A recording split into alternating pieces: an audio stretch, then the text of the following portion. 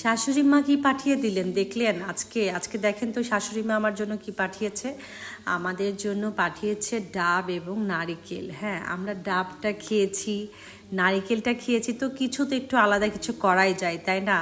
সব কিছু তো আবার একঘেয়েমি আমার ভালো লাগে না। তো আমার হাজবেন্ড এবং আমার মেয়ের এই জিনিসটা আবার খুব পছন্দ। তো অনেক গরম, ঠান্ডা ঠান্ডা খোল খোল কিছু খাওয়াই যায়, কি বলেন, তাই না? সো আমি একটু আগার আগার পাউডার দিয়ে ডাবের পানিটা সুন্দর মতো বয়েল করে নিলাম। সুগার দরকার হলে সুগার দিবেন, আইদার সুগার দেওয়ার কোনো প্রয়োজন নাই।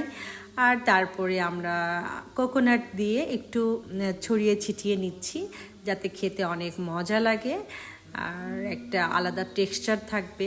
নারিকেল যারা আমরা পছন্দ করি এবং ডাবের পানিটা যারা আমরা পছন্দ করি এবং ঠান্ডা কিছু খেতে যারা পছন্দ করি, তাদের জন্য এটা একটা বেস্ট ডেজার্ট। খুবই মজা, মাশাআল্লাহ, আলহামদুলিল্লাহ। যে অসহ্যকর একটা গরম, সেই গরমের মধ্যে এটা খেতে খুবই ভালো লাগে, খুবই শরীরটা একদম ঠান্ডা হয়ে যায়, মাশাআল্লাহ। সো আচ্ছা, আজকে এই যে এটা আমি ফ্রিজে জমতে দিয়েছিলাম, তারপর এটাকে ডিমোল্ড করছিলাম। আর ডিমোল্ড করে এটার চেহারাটা কেমন আসে এইটা আমি একটু আপনাদেরকে দেখাই। এই যে আমি জাস্ট এটা কাট করেছি অফ ক্যামেরায়। দ্যাটস ওয়াই আরেকটা বিষয়, আমাদের যে কন্টেন্ট ক্রিয়েটরের একটা ছোট্ট এর মধ্যে একটা টিপস দিয়ে দিই, ওকে?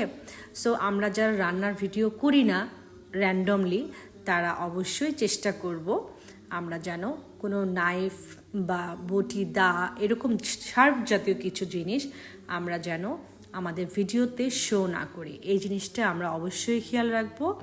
আশা করছি আমি আপনাদের বুঝাইতে পারছি আমি কি বলার চেষ্টা করলাম।